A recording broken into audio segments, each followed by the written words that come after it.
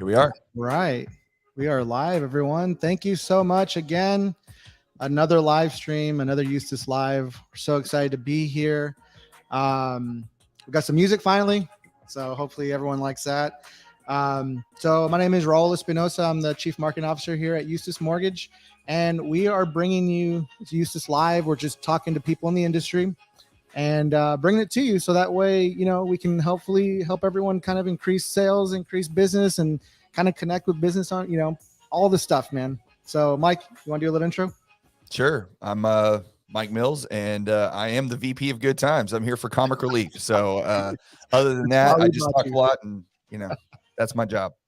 Cool. Well, today we have a really, really, really special guest, like always. His name is Kyle Draper. And wait a minute, you told me that Don Draper was coming. I thought this was going to be, we were going to interview the guy from Mad Men. This is somebody different. No, we're not that big yet, man. Like, right, showed up to the wrong one. Well, Kyle Draper is a social media coach, and he's here right now. So what's up?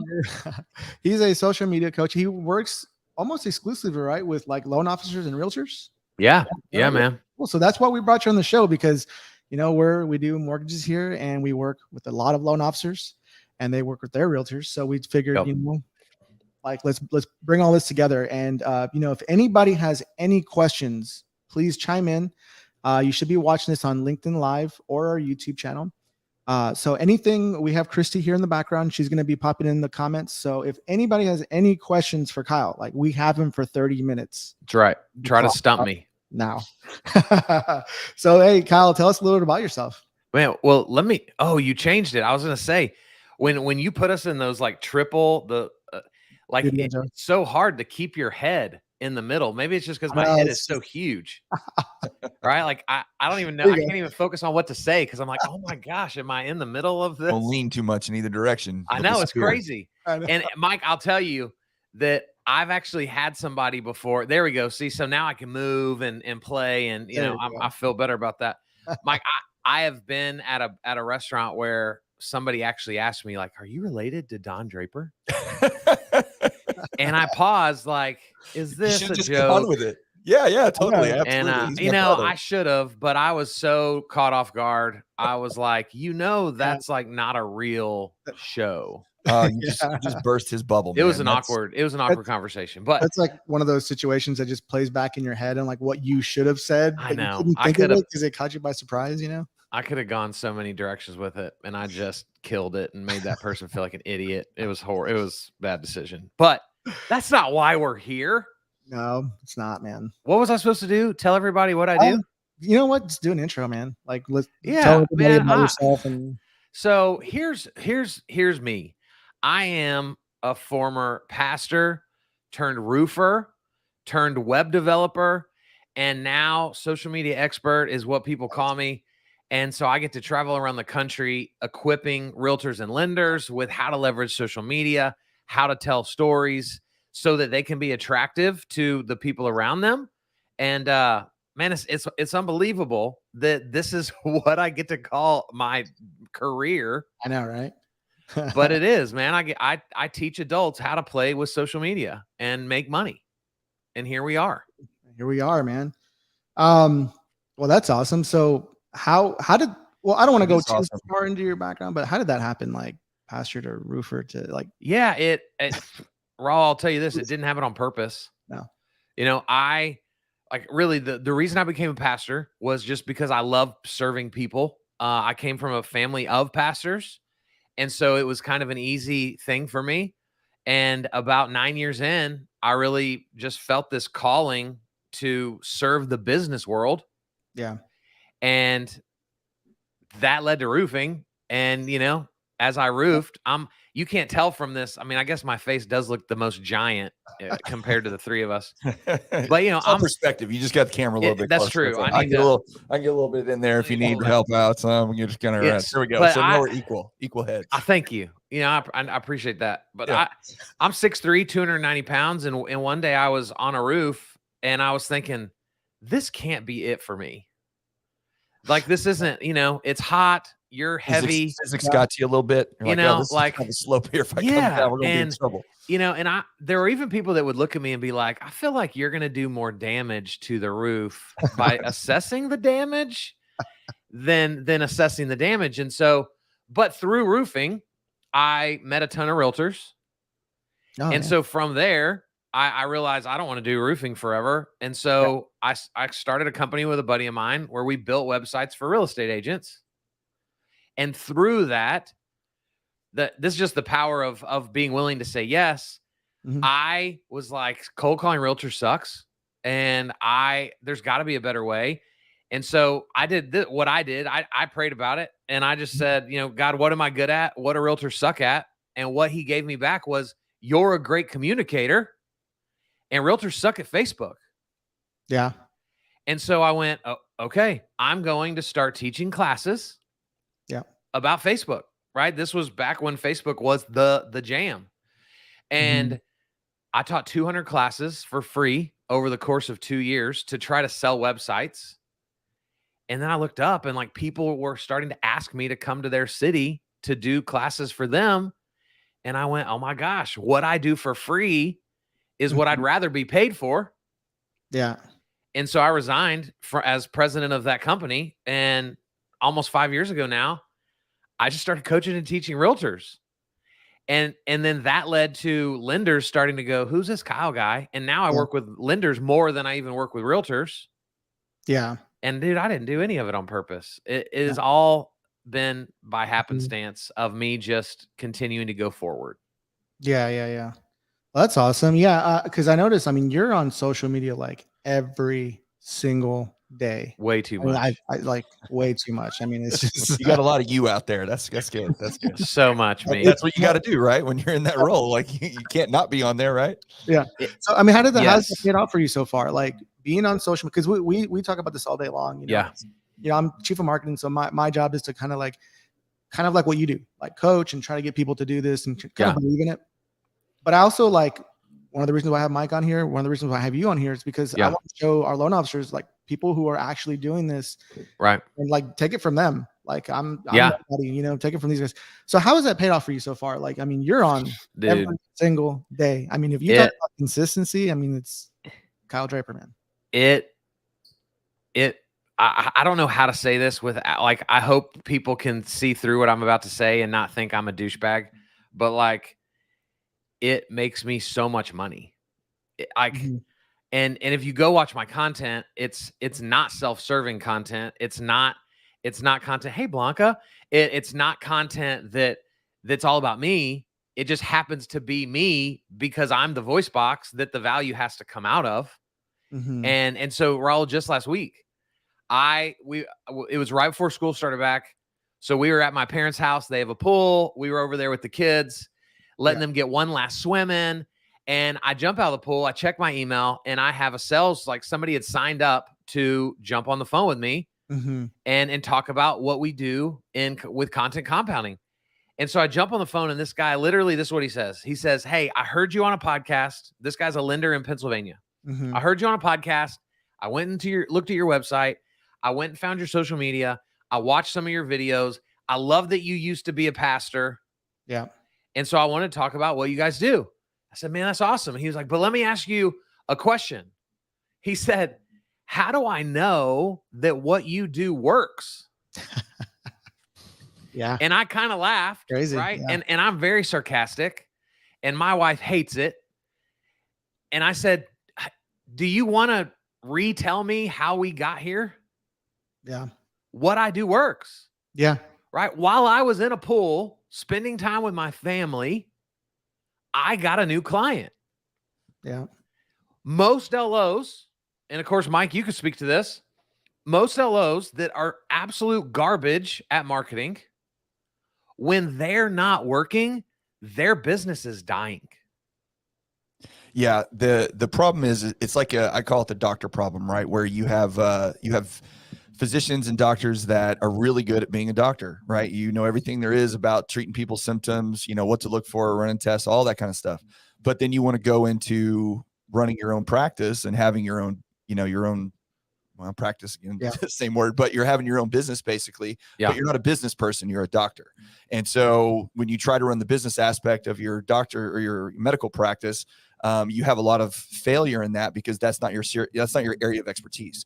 That's why it's so Right. important with stuff like this, especially with loan officers and realtors. We understand real estate, we understand, finance, we understand mortgages, but we don't always understand how to convey that knowledge to the public so Right. they use us for our services. And that's where somebody like you plays such a big role Yeah. for us, is because we have to have an expert in an area that we're not an expert in Right. guide us and show Right. us how to get along the way. It's I always tell people, when it comes to it's like mowing their yard kind of a thing. It's like, well, you can mow your yard if you want to, or you can pay someone to do it. It just depends on Right. where Yeah. you want to be with. Do you want to spend the time doing it, or do you find value in giving someone else to do it? It doesn't mean you know how to do it or don't know how to do it. It just means that where you're going to focus your time. And I think that's Right. a big thing for you, where you Yeah. talk about making sure that, whether it be different social platforms or whatever the case may be, when we focus our energy in one particular area, you have more success, but you can't focus your energy in 100 different areas. You don't have enough time. Sure. So you have to find someone to offset it, like yourself. Well, but now, Mike, what I see is the biggest issue. I agree with everything you just said.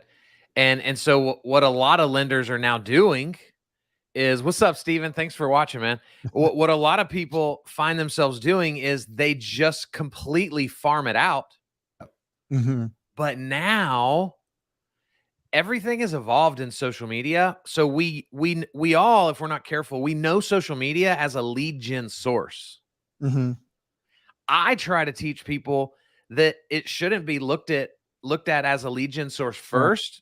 It should be looked at as a relationship incubator. Right. Yes. It is where our people exist, spend their time, Yep. share their dirty laundry.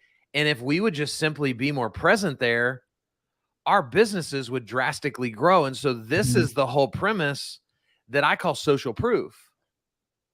Yeah. And so the problem now is, Raul, if you tell me, like, you call me and you're like, bro, my wife and I, we went to the greatest restaurant last night. Mm-hmm. 20 years ago, I'd go, hey, honey, Raul said they went to this really awesome restaurant. Let's go Friday night. Mm-hmm. Now, I don't do that. I go to Google, I type in the restaurant, I end up on Yelp, I find out I see the pictures, the ratings, and if that restaurant is 2 stars, I think my buddy Raul is an idiot. I am, Not by the that way. the internet is wrong. Yeah. And this is the danger we're playing with now in real estate and lending, is we think it's all about lead gen when really it's all about social proof, because people are talking about, everybody that's watching this or will watch it, everyone's talking about you, but when they go look you up, you look like you suck. Yeah. And that's what they remember. They don't go, well, he probably does more business than it looks like he does. That's not, people don't give us the benefit of the doubt. They go, ooh, I thought Mike was awesome, but this looks horrible. How do you overcome that when you're dealing with loan officers or realtors or whoever, from changing their mindset of using social media as a lead gen source versus, what you were saying about making it to where, hey, you're just getting in front of the people? Because we talk about it when we do this stuff all the time about the purpose of a lot of this is getting in front of people as often as possible. You're not going to get complete strangers, at least not out of the gate. Complete strangers aren't going to call you out of the blue because you made some post on Instagram. That's just not going to happen.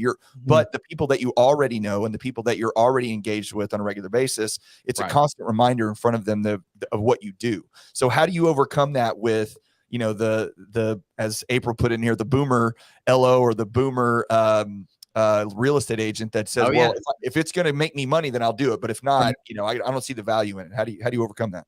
Well, I'll say first that I don't always overcome it, because it requires a mindset shift. Yeah. Right. You have to be willing to go, oh my gosh, like, he's right. I learned social media as a sales tool, and that was a bad way to learn it. Right. Because that's not what it was. Its original intent was. And so I've got to help reshape the way we look at, like, numbers. So for example, let's take April, for example, because she's commenting on the video, right? April does a video, 30 people see it. What does she do? Oh, that's horrible. Right. I'm embarrassed. Why did I listen to Kyle? But if I called her and said, "Hey, April, I've got a room of 30 potential buyers that Right. want to learn how to buy a house. Would you come speak to them?" I mean, she's going to be over the moon to do that. Right. Right. And so it's reconnecting the dots that views are people. Right. And so if we would stop just chasing trends, Mike, Mm-hmm. right? And doing the booty dances and trying to do the trending sounds. I like booty dances. all, I do it all the time. you know, there's a time and place for booty dances. Right. I'm totally in agreement with that. Yeah. Mhm. You know, and so, but that's what most realtors and lenders are doing is they're like, well, I want more views. Why? Because they need views to validate their insecurities. Mhm. But if I know I'm freaking good at what I do, it's just a matter of time before people catch on online. Yeah. Mhm. And so I'm going to keep pushing content knowing that the best days are ahead of me. And some people get it and they get on board and some people don't. Yeah. And so I have to do the same thing that I coach people to do of like the people that don't get it, I don't spend my time with them. I don't let their Mhm. opinions affect me because I know what I believe the truth to be. And that's what I'm willing to fight for online. And that's what Mhm. I want to see lenders doing, right? Is like, go fight for your people. Yeah. What do they So need what to you're know right saying, now? so what you're saying though is people don't have to stand out online like or as much as what they think. Well, no, I think standing out is important. I think the Mhm. methods by which they think they need to stand out Mhm. are bad. Right. Right. I was reading and I can't remember where I read it, but I was reading an article. It was Wall Street Journal or Harvard Business Review or something. But they were talking through numbers where a company interviewed like 10,000 people and it was about social media. Mhm. And it was something like only 18% of people made a judgment decision based on how many followers someone had. Right. Mhm. Right. It's very few. Most people are going to go watch the actual content. And that's the determining factor in whether they think they can trust you or not. Not, wow, Mike has 111,000 followers. He Yeah. must be amazing. Like we can see through that now.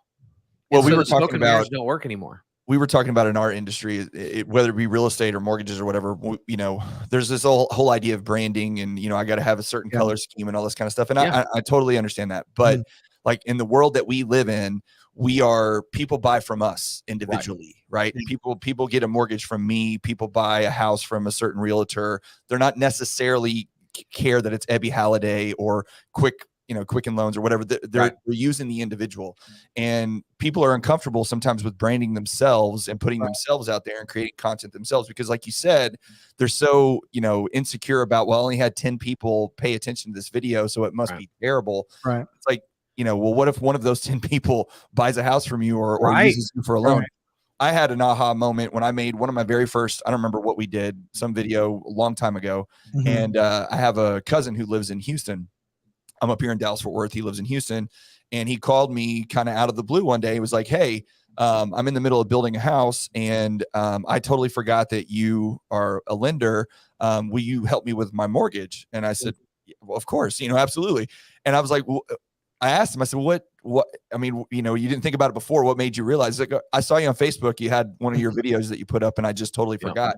Yeah. So that one person saw one video that I did and that one thing got me a loan. So and good. it's just a reiteration of the fact that you don't have to have thousands of views, but you need to continue to put out content because all of those agents that you've already created relationships, all those borrowers that you've already created relationships with, the more frequently they see you when the opportunity arises for you to do a loan for them or for anybody, they're going to recommend you, especially if they had a great experience. You have to have the follow through, of course, but that makes a big difference. I have a question for Kyle. So Kyle, I love that. What do you think, Kyle, about branding? Like when you see, because a lot, especially you work with a lot of lenders, you see a lot of the names like, I don't know, the mortgage scientist or, a lot of these names.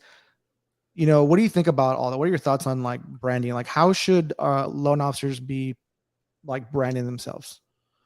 I think that branding should be as important to you as you want it to be. Mhm. Right. I think there's a lot of lenders that overthink branding. And every other day they're changing color schemes, and every other day they're doing a new logo update, and every other day, and so to me, branding is what you settle on. So for me, I don't even coach anymore. Like Mhm. I literally don't do coaching, but I'm known as Coach Kyle Yeah. because that alliteration took off when I said it out loud for the first time 5 years ago, and it just stuck, right? So I'm Yeah. Coach Kyle. Yeah. But to continually reshape that and go, well, I'm not really Coach Kyle anymore. So, like, what other word could I try to get people to Mhm. use before my first name? It is what it is. I'm Coach Kyle. My Yeah. dad, who's been wildly successful in business for 40 years, his favorite color is lime green. Mhm. He wears lime green every day. He Wow. wrote a book that has a huge lime green smiley face on it. He has a lime green sticker on the back of his car. And so I kid you guys not, he gets pictures all the time. Like friends of his can be on vacation in Orlando and a lime Jeep drives by and they snap a picture and text it to my dad. Mhm. Right. So it keeps him top of mind to people. Right. Mhm. Why does it work? Because he never wavered from it. Yeah. Right. That's what's most valuable to me when it comes to Right. branding is just that commitment. Mhm. But most people, because we're not patient, they try something 4 times, nobody complimented it, and they're like, "This is stupid. I'm not doing Yeah, that yeah. anymore." But I think it also could be because, like, if he wears lime green every day, he doesn't have to go out of his way to wear lime Right. green. That's what he does. Yep. So I think that's also why it sticks out. It's more consistent because it's like, okay, this is who I am, And so that's one Right. thing I want to, want to start launching here at Eustace is like just more personal brand, and maybe just being more yourself, Yeah. because one of the things that you brought up right now when we first started, I wanted to get back to was that somebody reached out to you in Pennsylvania because you were a pastor and now you're doing social media and they like that about you. Yeah. Can you speak more to that on just like that's awesome for me. I always tell people like Yeah. try to be more personable in your stuff so people know you as a Yeah. person. Can you speak a little bit to that? Yeah, bro. So, well, the people on here won't know this, but pre-show, right? When Mike popped on, I had met Mike. I asked him how long he's been in mortgage, and my next question was, "What'd you do before?" Yeah. Because that's really like I don't just need another lender in my life. Mhm. But I could use another human. Right. And so the fascination comes in my opinion, what Mike did before lending, more so than what he's done in the last 12 years since he's become a lender. And so many people in our industry, they're so quick to write off their past. Yeah. And so I was in Austin last week speaking to a big real estate company, and there's a woman sitting on the front row, and she was a brand new agent. And I said, "What'd you do before this?" And guys, it's crazy. Her countenance shrunk, her shoulders shrugged, Yeah. and she went, "I was a stay-at-home mom."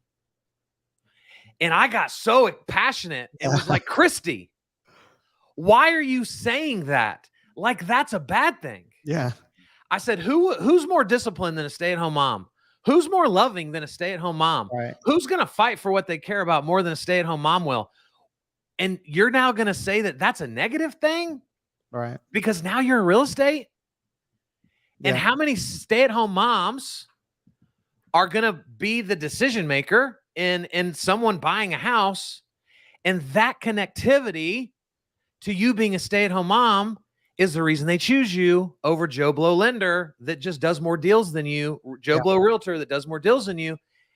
And we're so quick to let that stuff go, right? So Right. if I were coaching Mike, right, and I would be saying, dude, I want to see some more restaurant style content. Like Yeah. let's talk about like what owning a restaurant taught me to help Awful. me serve Mhm. people, It's right? awful. And so, but telling those stories, right? And Yeah. because that's what people care about. I get more questions when I do my intro of I was a pastor turned roofer turned website guy, now social media expert. I get way more questions about so how did so you what you wait you how did you go from being a pastor to be it wasn't social media questions, it was stories from my past questions. Right. So that is a huge passion of mine, is to help empower people that your past most of the time holds your greatest opportunity Right. if you'll begin to use that more instead of shy away from it. Well, it's like speaking of the Don Draper analogy there, where you're, advertising in the 50s and 60s, where you had to present this, certain air, like here's who I am, here's what I am. And you wanted to put that out. And And nowadays, if you're trying to create an era of something that you're not, people turn away from that because it's very clear, that, okay, wait a minute, you're not really this person. You're just trying to pretend to be this person in this situation. So what you're saying is almost, you have to embrace every positive, negative, whatever little quirks about your personality that there are, because it's you. It's just who you are. And like we said earlier, people buy your service, especially in our industry, for you. They're not buying your service for what you're pretending to be. And I think pushing that, narrative to people more often about, look, just be yourself, even if yourself is awkward and uncomfortable, because you've been able to sell and be this way for a long time when you're face to face across from someone like the old school way, without having to present, you're buttoned up. Well, I've got my tie today, and now I'm going to be the banker who shows up at 8 o'clock in the morning, and I sit at my desk, and just be you, and people will come. But if you're not, then it pushes people away. Yeah, dude, so true. I mean, 20 years ago, you could live in cubby holes. Yeah. Right? Like 20 years ago, you could drink on Saturday nights and show up to church Sunday morning, and your drinking buddies didn't know you went to church, and your church buddies didn't know you were hungover. Yeah. Yeah. Nothing crossed over. Now we can't be like that, right? Like if I am wearing a suit every time I speak, but in all my videos I'm in a t-shirt, right, that's going to begin to create a disconnect with people, right? Of which one of those is the real Kyle. Yeah. Because they're too different. And, you guys know, and I know realtors right now that are crushing it, and they're showing up to closings in flip-flops. Yeah. Because that's who they are. Yeah. And we've still got old guard that are looking down their nose at these people while they're outperforming them, being ticked off about it. Yeah. It's just it's a different ballgame now. Well, I think this is why, I wanted to bring you on the show, on the stream, because I think a lot of people need some Coach Kyle in their life. Dude, thank you. We all need a little Coach Kyle in our life. Come on. Y'all tell my wife that.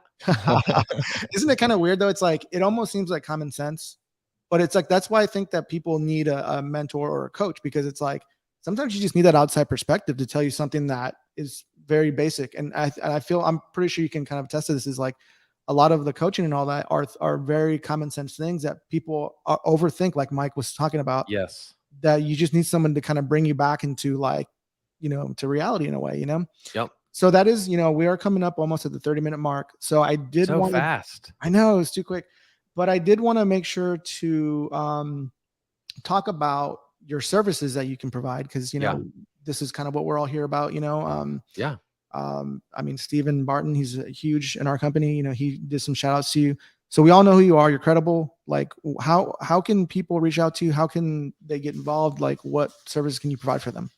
Yeah, thank you, Raul. I also, before I finish, I want to speak to Nathaniel's comment, because I love what he's trying to do.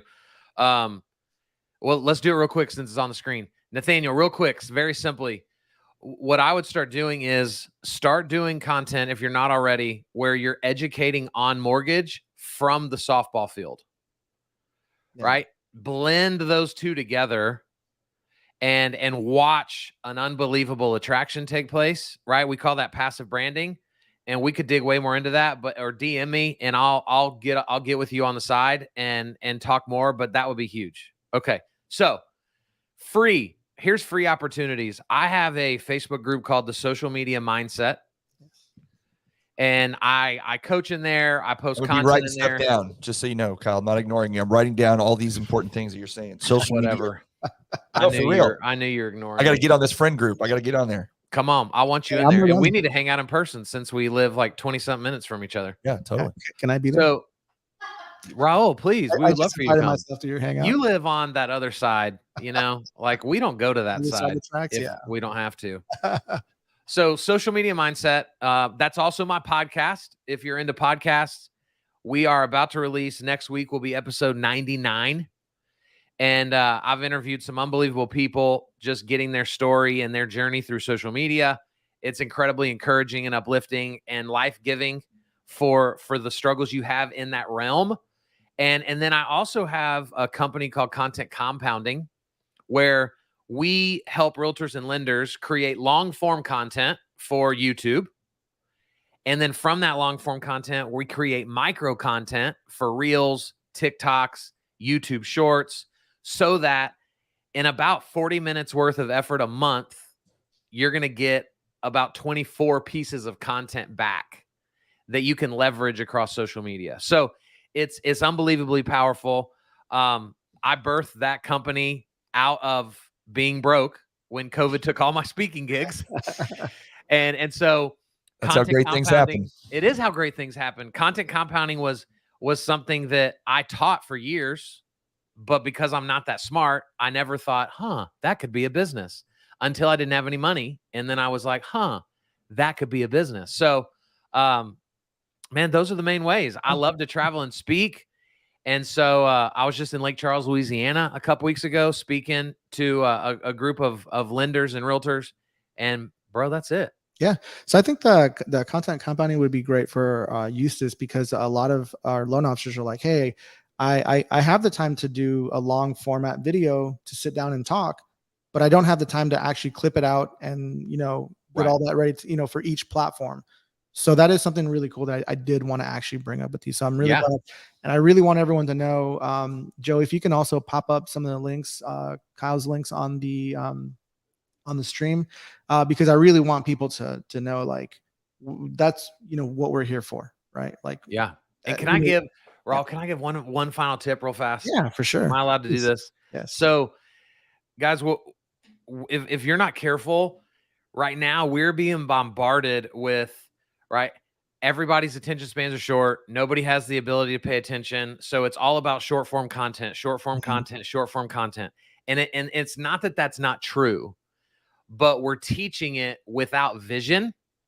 Mm-hmm. And so what I want you guys to understand is, if you want to become the best version of yourself, do long form content.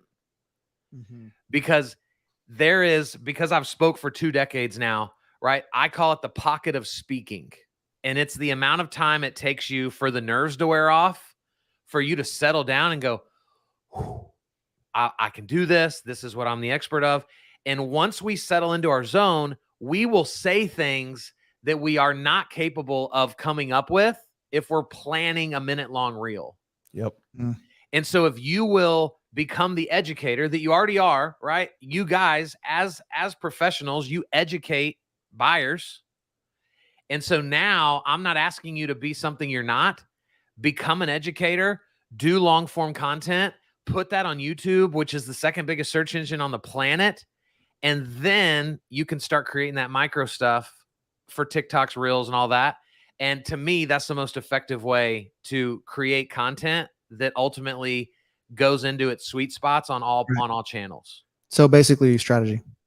Yep. Yeah. So that's what a lot of people, don't have right now, is like they want to do short content, but they have no strategy. Like, how do I get more clicks? Well, did you give them something to click on? Like, is it just a short form video that ends at the 11-second mark and that's it? There's nothing else there? Or does it lead you to your channel? Does it lead you to your website? Does it lead you to something? Yep. Oh, that's awesome. Okay. Well, Kyle, like, we got to keep it, short and sweet today. I know. But that's against what he said, though. We're doing this short form content stuff. We need to stretch this thing out. No, Mike, I think 33 minutes would probably, that would probably qualify us as long form content. But there's some good nuggets in here, man. And thank you so much, Kyle. Seriously, for giving so us welcome. time. I know, you get paid to do this stuff. So appreciate so much you coming on. Like, thank y'all for having me. Thank you so much. And, for anybody else in the company who wants to reach out to him, we have his info up on the screen. So please reach out to him. He's awesome. People know him in the company because he's good in the industry. Hey, Mike, any parting words or anything you want to say before we go? Give us your wisdom. I really like, I've looked into a lot of stuff, or a lot of Kyle's stuff, since we started doing this. And I'm a big fan of his micro content strategy. And I think you have a lot of really good, I would call it principles on how to use social media that I think a lot of people should check out. And